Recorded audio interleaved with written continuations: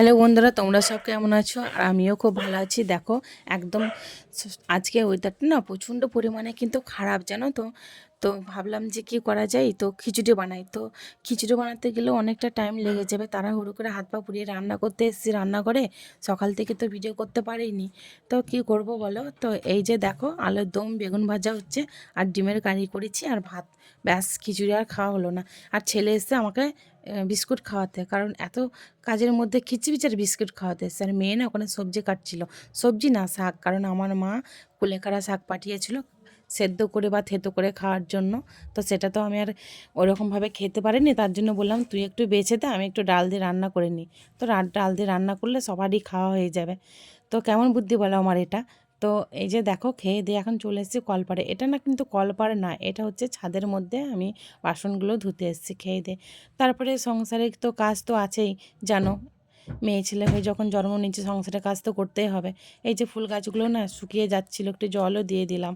সবাই বলে যে যে টাউনের মধ্যে বিয়ে হয়েছে, তোর আবার কি কাজ আছে, খাস আর হাতে জল দিয়ে শুয়ে থাকিস, ফোন ঘাটিস। তা বলো, এগুলো কি সংসারের কাজ না? তো সেই জন্য ভাবলাম যে দেখো সংসারের কাজ আছে কি নেই।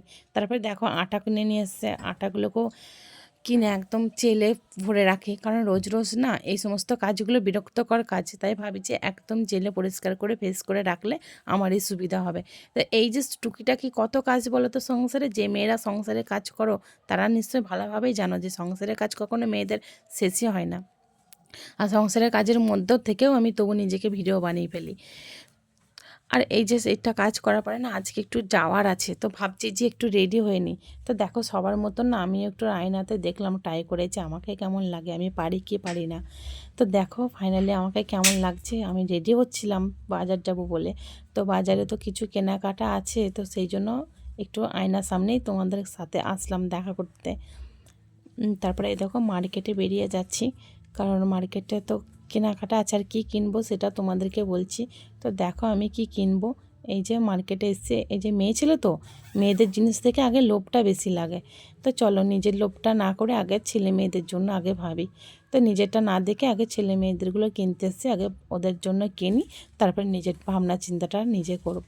কারণ ছেলে মেয়েদেরগুলো আগে না দেখে নিজেরটা দেখাটা খুবই প্রচণ্ড খারাপই হবে। তারপরে এই যে দেখো, ওদেরগুলো দেখে নিজেরটাও দেখতে এসেছি। আর এটা না প্রচণ্ড পরিমাণে পাতলা। আমি তো ভাবছি এটা পরার পরে কি এটাকে ঠান্ডা কাটবে, এটা আমি নেব না। তারপরে এই যে পিঙ্ক কালারটা, এটা না খুব সুন্দরই, কিন্তু এই পিঙ্ক কালারটার জন্য আমার পছন্দ হচ্ছে না। কারণ পিঙ্ক কালারের না অনেকগুলো পরেছি, সব কিছু পিঙ্ক কালারই আছে, পিঙ্ক পিঙ্ক পিঙ্ক পিঙ্ক, একদম মাথা ধরে গেছে। তার জন্য ভাবলাম ওই কালারটা একটু চেঞ্জ করে অন্য একটা কালার দেখে নিই। তো দেখো আমি ফাইনালি বাড়ি চলে এসেছি। আর বাড়ি এসেছি তো তোমাদের সাথে সেটা আমি শেয়ার করছি। কেন বলো তো? আমি এগুলো পছন্দ করি তোমাদের সাথে শেয়ার করতে, কারণ তোমরা আমার সব কিছু হয়তো বুঝবে জানবে, তার জন্য ভাবলাম যে তোমাদের সাথে শেয়ার করা। এটা হচ্ছে আমার মেজো বোনের ছোটো ছেলের জন্য, নিজেদের জন্য কিনবো আর ওই বাচ্চা কাচ্চাদের জন্য কিনবো না। আর ওই বাচ্চাগুলোকে আমি খুবই খুবই ভালোবাসি, ঠিক আছে।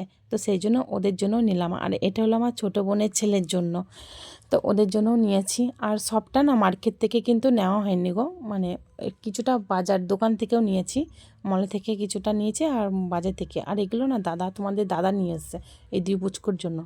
আর এটা আমার, আর আমারটা কেমন হয়েছে দেখো তো একটু, আমাকে কি মানাচ্ছে, ভালো লাগছে আমাকে দেখে।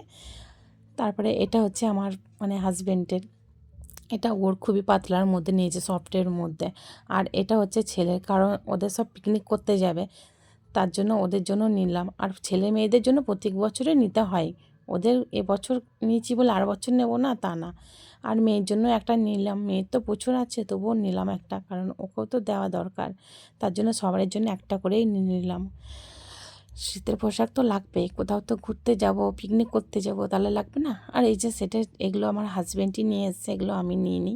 তো তোমাদেরকে আমি দেখিয়ে দিলাম, কারণ তোমরা হয়তো ভাবছো যে সমস্ত কিছু এভাবে ঢিপ করে কেন রেখেছে। কারণ আমি মার্কেট থেকে নিয়ে আসতে আমার ছেলে সমস্ত কিছু খুলে দেখে নিয়েছে, কি এনেছি কি না এনেছি।